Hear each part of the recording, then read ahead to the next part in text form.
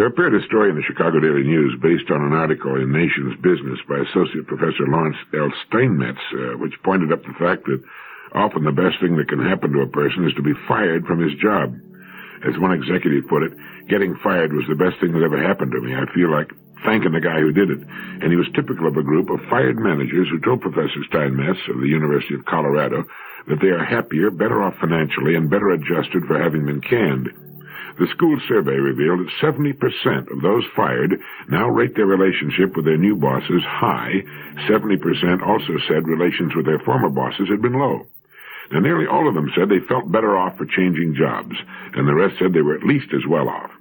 55% said the job change caused no problems at home, and one-third said their home life was better.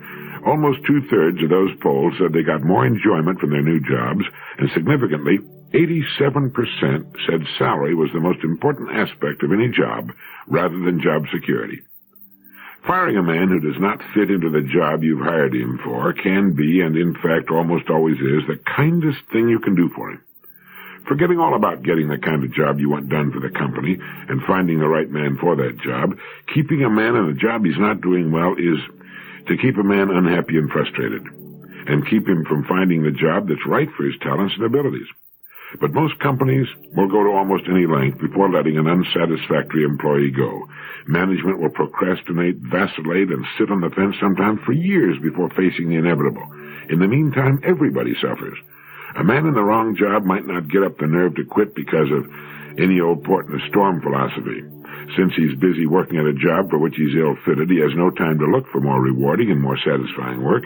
He knows he's unhappy in his present work, that he's not doing the job that's expected of him. He's often nervous, irritable, and depressed. And since none of us likes to blame himself, he will often blame his company or his superiors or those in his charge for his problems on the job. When actually no one is to blame except his superiors for not facing the fact that they've got a round peg in a square hole. I remember reading of a survey in which a group of very successful men were questioned as to their past jobs.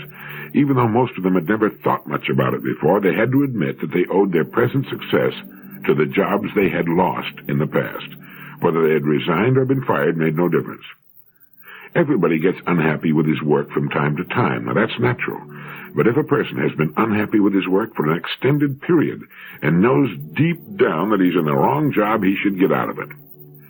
The deep-rooted fear of being fired goes back to the old days when jobs were few and far between and when any job was felt to be a matter of survival. Times have changed. Unfortunately, the feelings of management have, as a rule, not changed. There's a wonderful balancing mechanism in the world that operates to protect and make available great opportunities for the underdog. It works with countries, businesses of all kinds, and people in every walks of life. This is because of the fact that as a country, business firm, or person becomes successful and affluent, there is a tendency to relax and to take success for granted. This accounts for upsets in sporting contests of all kinds. It's what makes a small, virtually unknown company or nation move up into the front rank, or spells the difference between a person's being average or great. It all hinges on quality of product or performance. Now, some time back, Raymond Loewy, the famous industrial designer, wrote something for This Week magazine that will give you an idea of what I'm talking about. He wrote, "Quality control is a modern industrial concept which requires that every product be checked against established standards to make sure that nothing defective reaches you, the consumer. But the principles of quality control have much broader uses. I believe that nothing great has ever been achieved, whether by a nation, a business, or an individual, without quality. People will turn to you, follow you, support you only as long as they are confident that you are doing your best. Now we're at a point where that belief is being put to the test. This country and its people are in a massive race to maintain our leadership against other nations in trade, training, goods, and taste. This is a fight which cannot be won for us by some remote, heroic spaceman. It comes right home to every office, factory, and workshop. It's a fight measured more in actions than in words, and one where our country loses a little each time any one of us lets his standards fall. This fight is lost in little ways, by faucets that leak, windows that rattle, windshield wipers that don't wipe, lights that flicker or don't last, zippers that jam, engines that smoke, containers that leak, colors that fade, salespersons who are rude, repairmen who are untrustworthy, artists and artisans who do their second best, designers and manufacturers who think it doesn't matter just this once if they turn out products which are vulgar, shoddy, and overpriced. Mr. Lowy is right, as each of us knows. But as I mentioned earlier, there is a balancing mechanism that works to reduce quality almost in proportion to success and affluence. And if this tendency is to be overcome, it can be done only by constant attention and stress on quality control and by the relentless training and retraining of the people responsible for production and quality control. With success comes the tendency to relax and take things for granted. And that's about the time that the team nobody thought could possibly win pins your ears back for you. People are going to buy the best product for the money, and they don't care where it was manufactured, which is as it should be. And we could lose our affluence to competing countries if we relax our individual efforts. The sloppy worker is the unhappy worker. There is no joy that surpasses that which comes from the knowledge of work well done, a fine service rendered, or the turning out of an excellent product. Here are some interesting questions for you. You might want to try answering them. 1. If you could completely change places with any other person in the world, would you do it? And who would that person be? 2. If you could work at any job you could choose, would that work be different from the work you're now doing?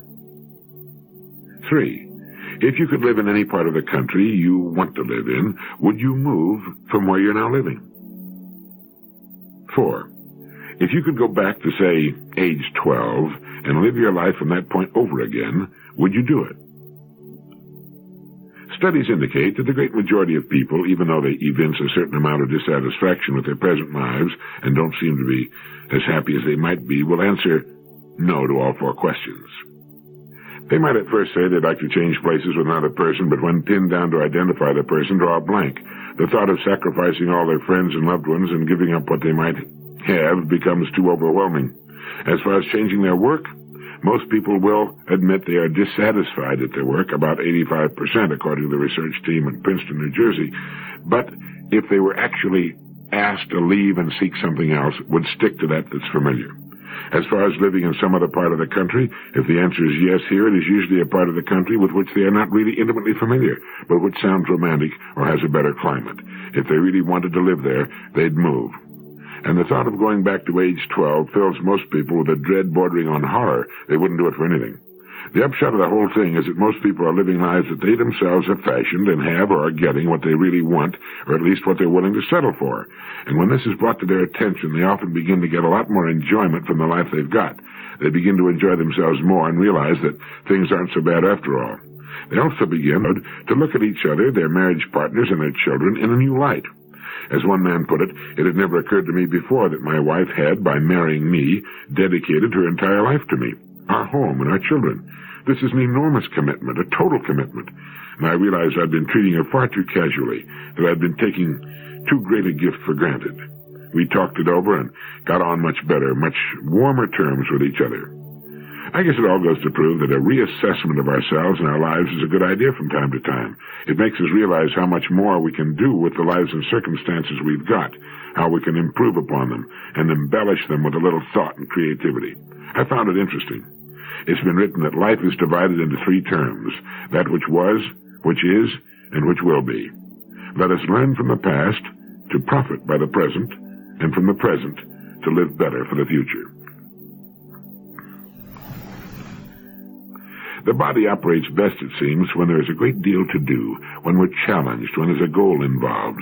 Take these things away, and apathy and introspection set in. We're turned in upon ourselves, and we can usually find something to be sick about, sick physically or miserable and sick emotionally. Moreover, we're at our most cheerful when we're busily engaged in something that needs to be done. And the times to watch out for and plan and prepare for are those times just following the completion of an important event. People are let down, at odds with themselves, and often terribly depressed just following the completion of something they've worked and planned for a long time. For no good reason they can think of, people who have just completed a big job, no matter how successful it may be, often fall into the deepest depressions. I'm reminded of the story of Thomas Hagen, who wrote the play Mr. Roberts, one of the most successful shows ever to be produced on Broadway. He was only 28 years old, attractive, healthy, talented, rich. The play was earning him about $9,000 a week in royalties. Yet he was found dead, a suicide, in his duplex penthouse apartment. Now, this may be an extreme case and a long way removed from the inexplicable depression suffered by a young mother following the birth of a child she's looked forward to for so long, but it remains a fact that when a person finishes a big job, he soon needs another. This is why successful writers keep turning out more books, and why the daily work of most people is much more important to their well-being than they may realize. So when you have to drag yourself out of bed on the cold, gray, rainy morning or tackle the laundry or the dishes, if you can't be grateful, which you should be, at least recognize that it's probably keeping you healthy. There's an old Arabian proverb that goes, "He who has health has hope, and he who has hope has everything." And someone said, "Turn to your work as though your life depends upon it, for perhaps it does." Surveys have shown that most women get married between the ages of 19 and 21, 19.5 to 20.5 to be exact. Most of them think of marriage as something that will take the place of a money-making job. Somehow these giddy girls are failing to get the word.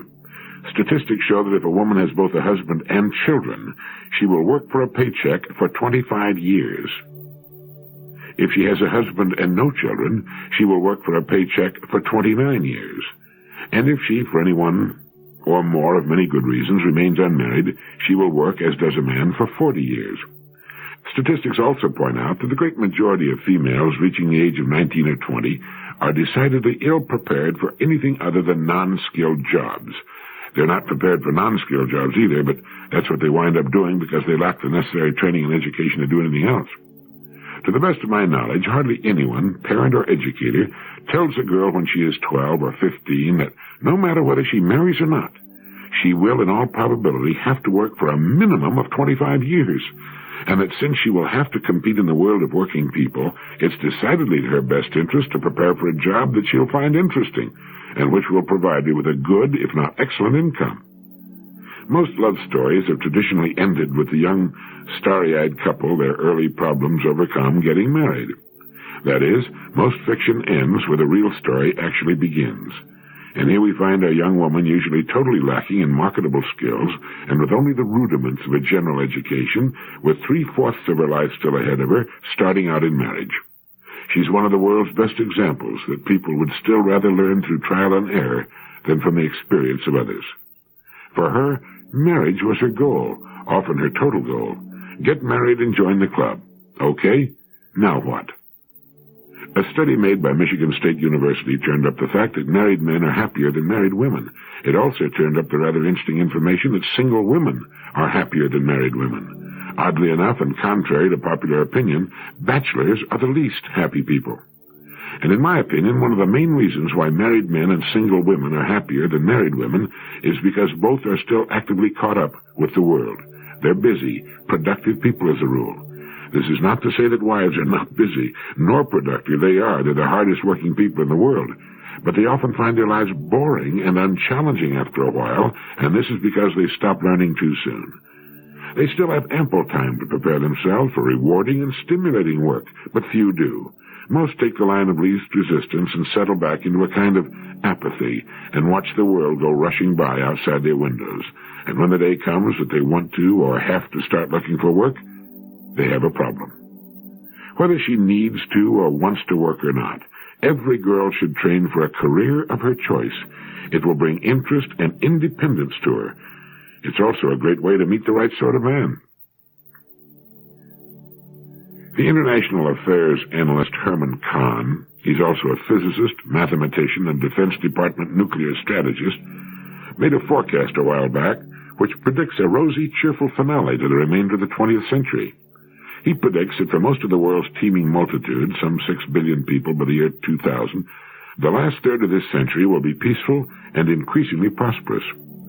For our part of the world, the picture Kahn paints borders on the idyllic. He says that we will have entered a post-industrial phase of such easy street affluence that many citizens may decide they don't have to work anymore at all. The big change from the gloom of the 1950s to the present optimism is that chances for a major thermonuclear war are now low. In the 1950s, he feels the probability was high. The world was lucky not to have had an all-out nuclear war, he says. For this country, Kahn sees nothing but wine and roses all the way. By the year 2000, that's close now, Kahn sees the disposable income per household reaching $25,000 a year. It'll beat that. But according to the story in Businessweek magazine, there'll be some traffic jams. 1/4 of the total U.S. population will be living in Boswash. That's the Boston-Washington urban complex. 1/8 in Chippets. That's Chicago-Pittsburgh complex. 1/16 in San. That's Santa Barbara, San Diego. He forgot the peninsula of Florida, which will be probably the 4th largest. As our affluence snowballs, there will be more job dropouts. That is, people who simply quit working and hobbyists who will work 2 or 3 months a year in order to pursue some avocation the rest of the year. But Kahn expects most of us to keep plugging away to pay for more of the good things of life. All this could lead to what Kahn views as a wholesome decadence, if you can imagine such a thing. The biggest problem for the U.S. and Canada and other leading nations in the last third of the century will be the search for meaning and purpose, for an answer to the question, what's it all about? It's wonderful to think of a completely affluent society with poverty and much of disease a thing of the past, but affluence will bring with it new problems, new challenges, some of them as far-reaching as any we've ever known. And I think Herman Kahn is right when he says the biggest problem in the last third of the century will be the search for meaning and purpose, for an answer to the question, what's it all about? I think this is what's bothering so many young people today. Living as they do in an affluent society with all their basic needs met, they've had to turn to other questions and seek other answers. And this trend will doubtless continue and grow more widespread as we move toward the end of the 20th century. Man must seek answers to problems. Remove one set of problems and he'll turn to a new set. And if the day should ever come that he runs out of problems, he's going to be in a worse fix than he is today. In Kenneth Good's book, It's Easier to Win, he writes, artists like to decorate public libraries with mural paintings of mankind struggling upwards in flame-like yearnings toward nobler things. The struggle, as a matter of fact, has been mostly in the other direction. Mankind in 1 million years or so of evolution has fought savagely against progress. He's right there, you know. In fact, history proves that attempting to lever mankind up a notch or two out of his stagnant hog wallow was one of the best ways ever devised to get yourself ridiculed, stoned, locked up, tortured, drawn and quartered, or crucified. Civilization has been administered in the mass, much in the manner of a mother scrubbing her boy's neck and ears, and has been received as reluctantly. Modern man, all the billions of him, may owe all his culture and most of his comfort to the imagination, determination, and energy of just a few thousand individuals. Comparatively few of these are embalmed in biography, autobiography, and history. Fortunately, these few did, in passing, store up a set of rules reliable enough to make success fairly certain for those willing to follow in their footsteps. Furthermore, unfortunately, the struggle to win these days is easier. The world is larger to beat, of course. On the other hand, through this comforting sense of size, society comes gradually to be tolerant of even first-rate achievement. So if you're interested in making a first-class effort to win a temperately chosen goal, here are Kenneth Good's 7 steps to winning. 1. Focus the goal. Bullseye all immediate objectives into a single goal. 2. Project the direct line. Survey the straightest, simplest way for you to reach that single goal. 3. Fix a definite date for arrival. 4. Schedule a program for daily delivery of achievement which, rigidly kept, will bring you to your goal by that fixed date. 5. Control your rate of progress by regular comparison with the prearranged schedule. So, like a railroad conductor, you'll always know whether you are on time. 6. Deliver from within, by physical and emotional self-operation, the greatest power your person is capable of producing. 7. Reduce, by studiously advantageous presentation of your project, resistance from without. Anyone willing to do these 7 things and capable of doing them effectively enough to count is virtually guaranteed winning at any undertaking. Keep in mind, too, that you have very little competition in today's world. The overwhelming majority of people are quite content to go along as usual, operating on from 5 to 15% of their real capacity and realizing for their efforts 5 to 15% of what they might well be realizing. Another book you might want to add to your collection is by the anthropologist and social critic Dr. Ashley Montague, entitled The American Way of Life. In it, he comments on many aspects of life in America, one of which happens to be the pursuit of happiness, and he writes that the pursuit of happiness in America is perhaps the most misconceived of human endeavors. Life and liberty are indeed necessities, but the pursuit of happiness is a fool's game, a will-o'-the-wisp that eludes all who believe that by making it a goal they can, by the prescribed or some other means, achieve it. The truth is, and it's not a sad truth, that happiness cannot be pursued and caught like a butterfly in a collector's net. It defies pursuit, and all attempts to contain it are vain, nor can it be purchased. It is one of the many things that money cannot buy. The truth is that it is not the purpose of life, of a human being's life, to be happy. Perhaps this is a shocking statement to those who have been conditioned to feel otherwise, but it's nonetheless true for all that. If true, then millions of human beings have misspent and are misspending their lives. What is happiness? The answer to that question is not a matter of definition, but rather what most people mean by happiness. What is it that they desire for themselves and for others when they think of happiness? Apart from the obvious requirements of health, money, an attractive spouse, gratifying children, a beautiful abode, esteem, prestige, recognition, wit, wisdom, valor, love, and the attainment of whatever one has set one's heart on, what other ingredients should go into this cake? Possibly a good many others, but this will be according to each person's fancy. My own view, he writes, is that not one of these conditions is either a necessary or a sufficient condition of happiness, although one or all of them together may give some people a feeling of whatever they consider happiness to be. But such a feeling soon loses its power to please, as, in time, one returns to the steadying level of everyday life. I believe with Aristotle that the steadiest and most enduring states of which human beings are capable are states that are characterized by an absence of pain, physical pain and mental pain. Such states of the positive absence of pain are appreciated for the most part only when they're interrupted, as by the experience of illness or a bereavement. It is in the state when one is least conscious of oneself that one is likely to be at one's happiest. What folly it is to believe otherwise. To believe that those occasional peak experiences, those thrilling moments when the goal one has set oneself has been achieved, or it just feels good to be alive, or one receives an unexpected windfall, or one's work is highly praised, are likely to be numerous and prolonged, is silly.